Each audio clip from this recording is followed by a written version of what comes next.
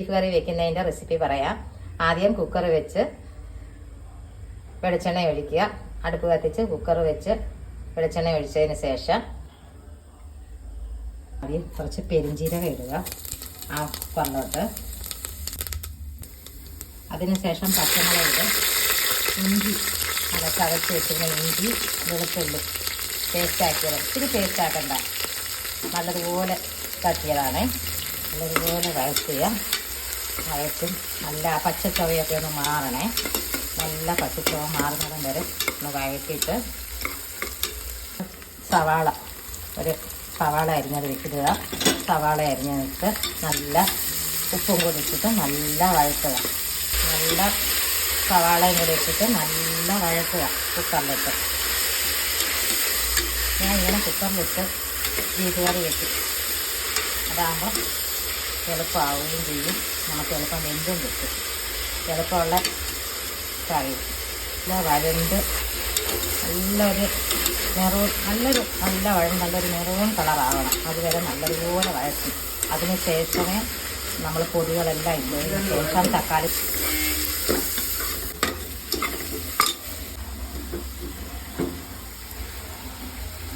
അതിനുശേഷം നല്ല Kashmiri chilli powder, കാശ്മീരിയുടെ മുളക് പൊടിയാണ്, നല്ല ചുമന്ന കളറാണ്.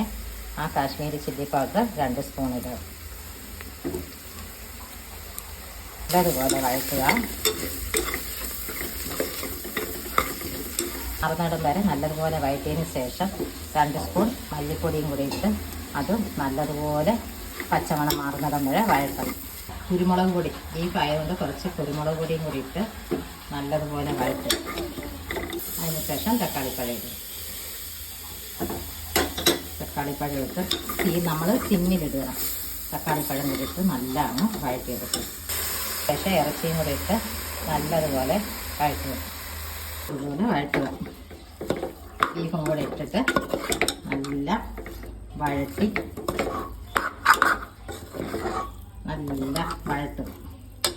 നല്ലതുപോലെ അരപ്പിട്ട് വഴറ്റി വെള്ളം ഒഴിക്കാതെ അടച്ച് വെച്ച് ഒരു 3 ബീഫിൻ്റെ വേവ് അനുസരിച്ച് ഓരോ ബീഫിനും ഓരോ വേവല്ലേ, ഓരോ കുക്കറിനും. അപ്പോൾ ഇതൊരു 4 ചൂട് അടിക്കുമ്പോഴത്തേക്കും ഇത് കറക്റ്റായിട്ട് വെന്ത് കിട്ടും. ഞാൻ വെള്ളം ഒഴിക്കാതെയാണ് വയ്ക്കുന്നത്. ഇറച്ചിയിൽ നിന്നുള്ള വെള്ളം ഇറങ്ങും. അതുകൊണ്ട് തന്നെ ഇറച്ചിക്ക് വെള്ളം വയ്ക്കാറില്ല. വെളിച്ചെണ്ണയും കൂടി ഇങ്ങനെ ഒഴിച്ചു കൊടുക്കുന്നത്. അതൊക്കെ എൻ്റെ പൊടിക്കൈകളാണ്. നല്ലതുപോലെ ഇളക്കി ഇനി ഇത് അടച്ച് വെച്ച് കുക്കർ തുറന്നപ്പോൾ ഉള്ള വെള്ളം ഒഴിക്കാതെ ഉണ്ടാക്കിയതാണ്. കുക്കർ തുറന്നപ്പം നല്ല വെന്ത് എണ്ണയും തെളിഞ്ഞ് നല്ലതായിട്ടിരിപ്പുണ്ട്. നല്ല ഫ്രൈ പാനിലോട്ട് കുത്തി നല്ല കറിവേപ്പിലയും പുതിനയില മല്ലിയില ഇട്ട് കറിവേപ്പില ഇട്ട് ഇച്ചിരി ഗരം മസാല പൊടി, ഇച്ചിരി പൊടിക്കൈകളൊക്കെ പോരായ്മയൊക്കെ ചേർത്ത് നല്ല അടിപൊളി ബീഫ് കറി റെഡിയായിട്ടുണ്ട്. പ്ലേറ്റോട്ടിട്ട് കഴിച്ച് നോക്കാം. അടിപൊളി ബീഫ് കറി, നല്ല ബീഫ് കറിയും ഒക്കെ പാത്രത്തിലോട്ട് വിളമ്പും.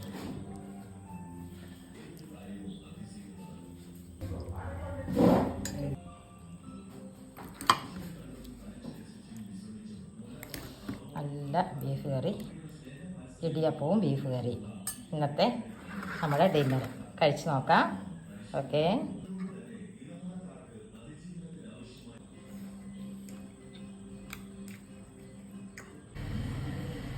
ശകലം പോലും വെള്ളം ചേർക്കാതെ ഉണ്ടാക്കിയ ബീഫ് കറിയാണ്. അതിനകത്ത് വെള്ളം വന്നതാണ് ബീഫ് കറിയുടെ. നല്ല ഇടിയപ്പവും ബീഫ് കറി.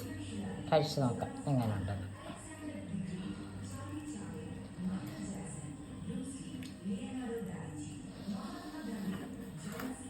സൂപ്പറായിട്ടുണ്ട്.